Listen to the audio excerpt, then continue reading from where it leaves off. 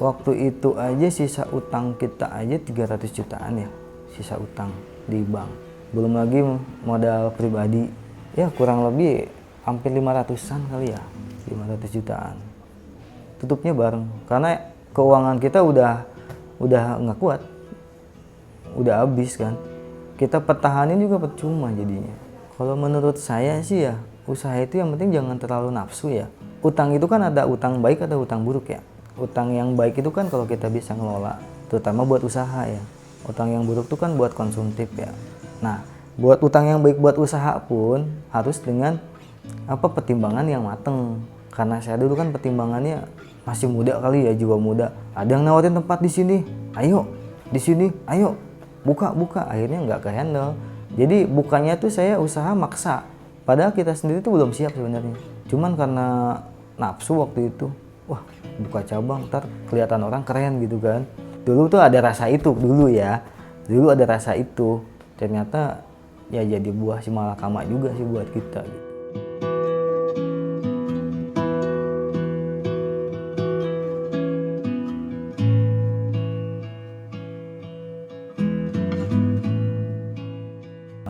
Assalamualaikum warahmatullahi wabarakatuh.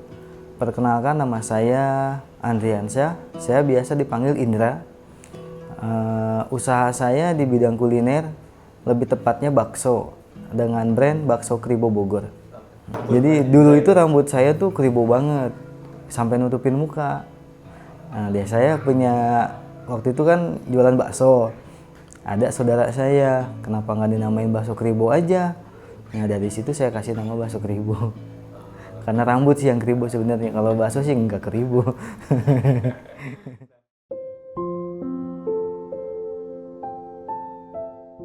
Jadi dulu tuh sebenarnya karena putus kuliah ya. Nah, putus kuliah waktu itu karena kendala keuangan ya. Waktu itu kan udah masuk waktu untuk bayar semester. Nah, saya nggak ada uang. Saya ada uang waktu itu 600.000 total. Mau bayar semester uangnya nggak ada. Akhirnya saya mutusin buat cuti. Jadi dari 600.000 itu saya pakai cuti 150.000.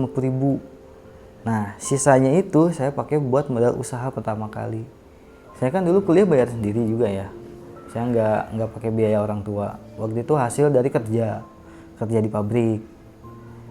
Ya udah, saya nyoba buat nyambi kuliah. Ternyata emang nggak bisa fokus juga. Pertama nggak bisa fokus. Lalu saya mutusin buat berhenti kerja. Setelah berhenti kerja malah nggak bisa bayar. yang pertama kali 450.000 itu modal awal. Lalu saya mencoba melamar kerja, kesana kesini tuh nggak ada yang terima. Akhirnya di depan rumah itu biasa suka ada tukang bakso yang pakai gerobak. Sekitar sekitar 2 mingguan dia tuh nggak jualan. Akhirnya saya tanya dong ke saudaranya, teh si Uwa jualan bakso lagi apa enggak? Nah, si tetehnya bilang udah nggak jualan lagi, si Uwa udah lagi sakit, dia udah pulang kampung. Nah, di situ saya lihat ada peluang tuh buat jualan bakso, karena kan di sini nggak ada yang jualan bakso.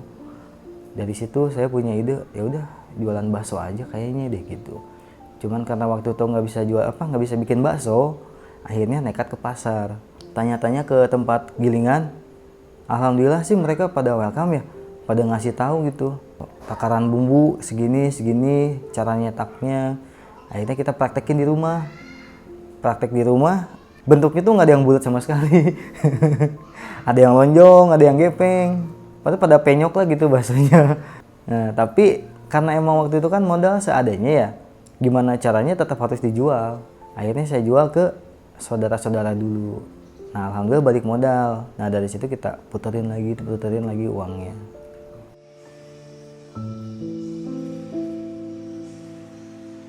Memulai usaha itu kan tahun 2012. Di 2012 itu lancar alhamdulillah. Di 2014 saya ngalamin bangkrut yang pertama di 2014. Kalau tahun 2014 itu bangkrut karena sepi jualan. Jalan lagi tuh usaha. Alhamdulillah rame lagi. Sampai kita bisa buka 7 cabang waktu itu. Dari 2014 sampai 2016. Karena waktu itu saya yakin ya, bakso itu kan semua segmen masuk ya, biar anak kecil sampai orang tua. Saya yakin nih kalau jualan bakso ini kayaknya masih bisa deh gitu.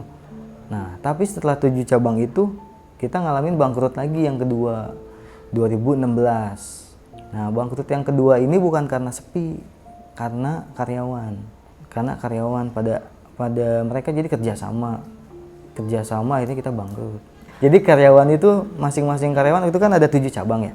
Lalu ada satu orang yang kepercayaan saya. Jadi dia ngajak karyawan yang lain tuh buat bekerja sama, buat bohongin saya gitu. Buat bohongin usaha. Contohnya, kayak misalkan di outlet jualan jus ya. Jus alpukat, jus mangga. Konsumen tuh pesennya jus mangga. Tapi dimasukin di mesin itu teh tawar anget. Jadi mereka tuh patungan, beli buah, beli gula, beli es batu. Karena satu orang yang saya percaya ini kan dia emang udah kontrol semua kan. Emang salahnya waktu itu saya terlalu percaya sih ya. Teman saya kan sering mampir ya ke warung. Yang ngomong tuh bukan 1 orang 2 orang teman saya. Mereka panggilnya gini kan, Dra, kok perasaan kalau gua makan di warung bakso lu, kasirnya salah mulu ya? Gitu. Salah mulu kan? Salah apa ya? Salah, setiap gue pesen es pasti salah masukinnya. Gue pesennya es apapun dimasukinnya es teh tawar, teh tawar anget gitu. Nggak pernah temen mesen jus mangga dimasukin di mesinnya tuh teh tawar, selalu kayak gitu. Dan itu bukan 1 orang teman saya yang ngadu kayak gitu. Akhirnya dari aduan itu saya nyoba buat pasang CCTV. Nah ternyata bener dari situ. Ketahuannya informasi dari temen sama kita pasang CCTV sembunyi-sembunyi gitu. Mereka nggak tahu. Marah habis-habisan saya. Terutama 1 orang ini ya, yang udah ngompakin mereka kan. Jadi 1 orang ini nih yang paling dapat bagian gede sih emang. Tapi karena yang lain dikasih uang tutup mulut, jadi yang lain juga ikut-ikutan juga jadinya kan. Kebagian juga karena kan mereka. Jangan terlalu percaya ya sama orang gitu. Baik sama karyawan yang paling dekat sama kita pun gitu. Dan satu lagi, usaha itu emang harus dengan sistem ya. Harus pakai sistem banget. Sekalipun kita bayar sistem itu. Lebih baik bayar sistem daripada rugi diambilin sama karyawan.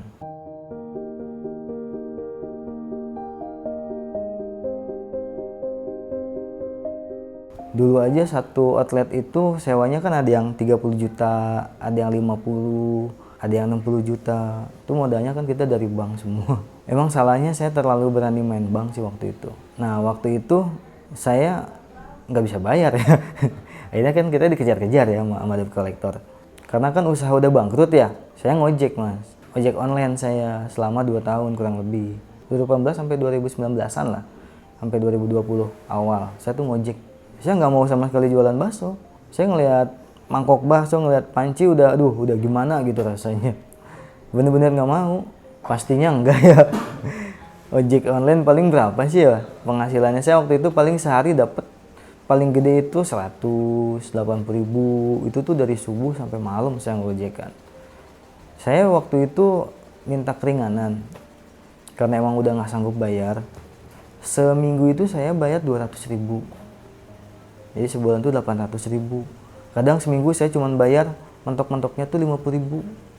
Tapi diambil sama debt collector. 50.000 pun diambil. Itu tuh saya bayar, nanti janjian. Lagi di mana? Saya mangkal nih di depan Pegadaian. Disamperin mas sama debt collector.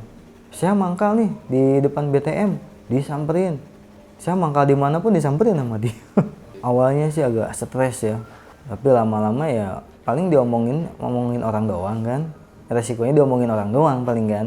Nggak ngaruh apa-apa juga ke saya. Makin lama ya saya cuek sih. Tapi saya itu kalau di kampung saya itu orang-orang nggak tahu kalau saya ngojek mas. Karena saya kan ngejaga perasaan orang tua ya. Takutnya kan diomongin sama tetangga. Saya kalau keluar rumah nih rapih saya. Kemeja, celana bahan. Pakai sepatu kayak buat ke kantor. Rapi ke kantor aja. Pakai tas. Ke orang mau kerja aja, padahal saya di luar ganti baju saya. Di luar saya pakai jaket ojek online, tapi saya ngojeknya tuh nggak deket-deket rumah. Saya sengaja nyarinya yang jauh, takutnya kan dapat penumpang yang kenal. Bukan karena saya malu, takutnya dapat tetangga, kasihan orang tua kan. Si Kribo sekarang mau ngojek gitu. Tapi lama-lama ketahuan juga. Akhirnya ada yang ngomongin juga. Enggak sih, alhamdulillah sih nggak ada yang nanya. Kalau ada yang nanya saya bingung jawabnya kan. Alhamdulillah nggak ada yang nanya. Padahal saya rapi banget itu, kemeja, pakai ID card, saya sampai bikin ID card, terus sampai bikin nama Andrian Syah, bikin ID card, bikin nama saya, supaya nggak kelihatan orang saya ngojek. Lunasnya tuh karena usaha yang sekarang, karena usaha bakso prasmanan ini, alhamdulillah. Akhirnya bisa ngelunasin orang utang-utang yang dulu gitu.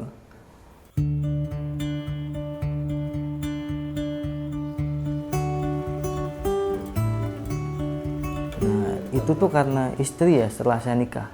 Nah istri kan emang kita pacaran tuh emang udah jualan bakso ya. Dia tahu saya tukang bakso gitu. Waktu nikah pun saya masih ngojek. Kenapa nggak jualan bakso lagi? Saya bilang udah nggak mau kata saya kan. Tapi istri kan waktu itu udah bisa tuh. Udah sering ke pasar saya ajak kan waktu pacaran. Dia diam-diam jualan bakso. Saya bingung kan modalnya dari mana. Dia gadein cincin kawin ke Pegadaian sama mertua berdua. Jualan berdua. Untungnya tuh emang perabotan tuh nggak semuanya dijual. Ada sisa satu outlet tuh perabotan nggak dijual sama saya. Saya simpen kan di gudang. Nah dia pakai buat jualan tuh. Tanpa sepengetahuan saya. Tiba-tiba saya pulang ngojek, dia lagi jualan aja gitu. Akhirnya pelan-pelan saya lihat kok makin rame juga ya. Akhirnya saya ikutan lagi tuh jualan. Ikutan. Saya ikutan malah sepi lagi. Saya ikutan malah sepi lagi. Hampir bangkrut lagi, butuh modal lagi kan, karena waktu itu alhamdulillah udah ditebus tuh ya cincin kawin. Akhirnya kita gadein lagi buat modal lagi, 3 kali malah, udah gadein, jalan usaha, sepi lagi kan, udah ketebus tuh alhamdulillah, kita gadein lagi, 3 kali saya gadein cincin kawin, sampai akhirnya titik baliknya kita bikin bakso prasmanan itu. Ada saudara, adiknya mama ya, saya panggilnya kan Cici. Nah dia bilang, nyari ruko Gi gitu.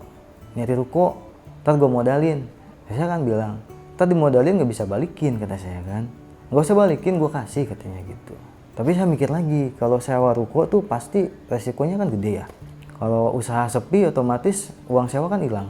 Nah waktu itu saya mikir keras tuh, saya nyari ide lagi. Saya cari, saya browsing, akhirnya saya dapat ide buat bikin bakso prasmanan. Tapi konsepnya pakai motor roda 3. Nah, setelah saya dapat ide, saya dapat konsep, saya bilang lagi kan sama Cici. Ini gue udah dapat ide nih buat jualan bakso. Tapi nggak sewa tempat. Emang gimana pakai gerobak kata dia kan bilang. Enggak, pakai motor roda 3 saya bilang.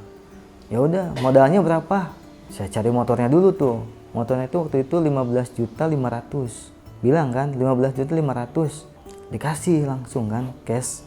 Udah beli motornya. Beli itu motor roda 3. Habis itu bilang lagi, modal buat jualannya nggak ada.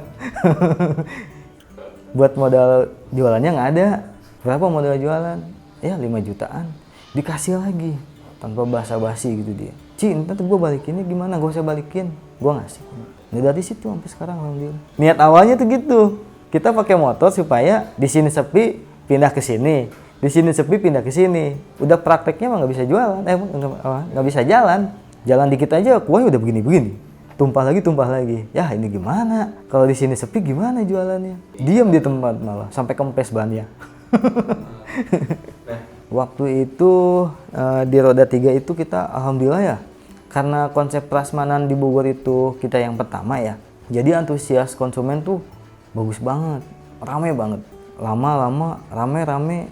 Jalan kan macet ya. Aduh saya nggak enak juga kan. Sama yang punya rumah. Sama pengguna jalan. Jalan tuh macet banget gara-gara kita. Akhirnya kita yang mutusin buat nyari tempat. Nyari tempat waktu itu dapetnya bekas tempat rongsokan. Yang kotor banget. Akhirnya kita bersihin. Kita cat, kita bersihin, kita kasih terpal, kita kasih bambu segala macem. Nah di situ alhamdulillah jalan sekitar setahun kali ya, setahun kurang lah. Dari situ konsumen nggak ketampung juga, makin nggak ketampung. Akhirnya kita nyari lagi kan. Nah alhamdulillah dapet tempat yang sekarang ini.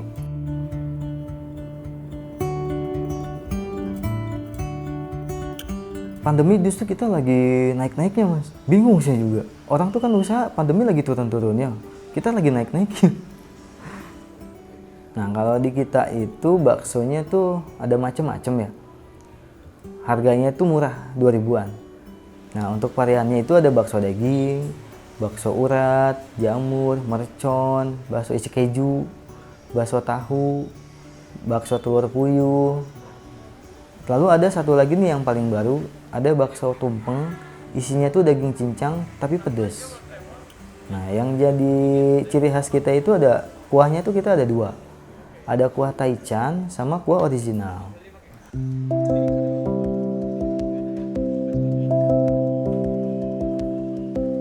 Awal-awal dulu lagi bikin prasmanan tuh kita ya namanya usaha masih belajar ya.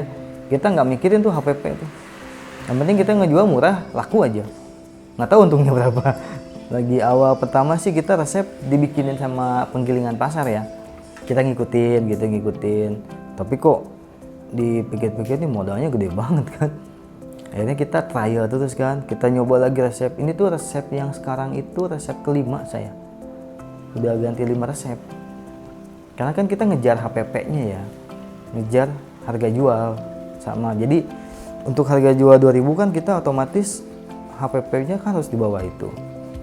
Akhirnya kita nyoba lagi sampai kita bisa dapat resep yang sekarang ini.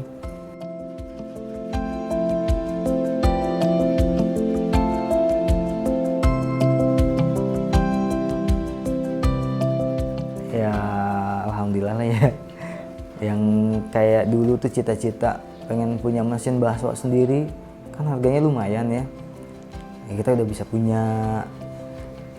Dulu cita-cita pengen punya karyawan sekian, ya sekarang alhamdulillah walaupun belum banyak ya karyawan. Sekarang karyawan di outlet Bogor itu 9, outlet Depok 9, 18 sama di produksi itu 7 orang. Yang penting sih saya utamanya dari usaha ya. Mesin-mesin kita alhamdulillah udah komplit gitu. Mulai dari mesin giling, mesin cetak, sampai mesin press yang buat frozen kita udah punya dari hasil bakso prasmanan yang sekarang ini. Kedepan kita lagi nyusun sih ya konsep franchise. Karena kan franchise nggak bisa sembarangan ya, kita harus ada tim. Mulai dari tim produksi, tim manajemen, kita lagi ngebangun itu. Udah 50% sih kita. Nggak lama lagi sih kita siap buat launching buat franchise-nya ya.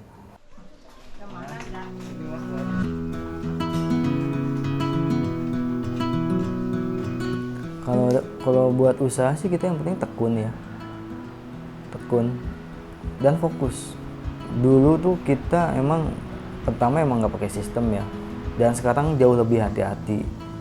Semua tuh kita hitung semua. Saya nggak begitu aja percaya sama karyawan. Hasil yang dia kasih ke saya, laporan sama barang yang ada tuh saya hitung semua. Sesuaiin nih laporan sama barang yang ada. Nggak kayak dulu, saya cuma terima laporan doang. Saya dulu tuh cuma terima laporan, nggak pernah ngeliat barang. Nyampe sekarang, nyampe usaha kita udah kayak gini ya. Alhamdulillah sih, dia nggak minta ya. Nggak minta dibalikin. Karena emang niat awalnya mereka ngasih ya. Nah itu yang saya punya saudara tuh satu-satunya dia. Alhamdulillah tuh baik banget. Buat Cici ya, sama keluarga, sama Aji, sama anak-anaknya tuh saya benar-benar terima kasih banyak. Udah nolong saya. Nolong saya tuh bukan sekali aja, berkali-kali nolong. Sampai akhirnya saya bisa sampai kayak gini sekarang kan.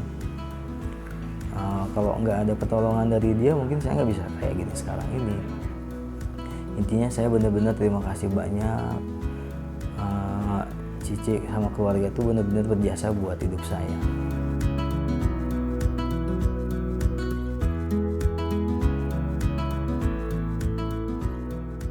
Oke, buat teman-teman yang mau mampir ke Bakso Kribo, kita yang pertama itu cabangnya di Bogor ya, di Jalan Roda. Jalan Roda itu jalan yang di sebelah Jalan Surya Kencana. Nah, teman-teman bisa googling Bakso Kribo Prasmanan Bogor. Nanti akan muncul di situ di Jalan Roda. Nah, bukanya itu dari jam 10 pagi sampai jam 9 malam. Nah, terus kita juga ada cabang di Depok, cabang pertama kita. Alamatnya itu di Jalan Meruyung Raya, Pancoran Mas Depok, di seberang Alfamart. Bukanya pun sama dari jam 10 sampai jam 9 malam. Jadi buat teman-teman mungkin yang nggak bisa keluar rumah bisa pesan di online food ya. Ada di GoFood, ShopeeFood, sama GrabFood. Ada TikTok kita di @baksokribo, Instagramnya pun sama @baksokribo, dan Facebooknya pun sama @baksokribo. Jangan lupa subscribe channel Halo Bos.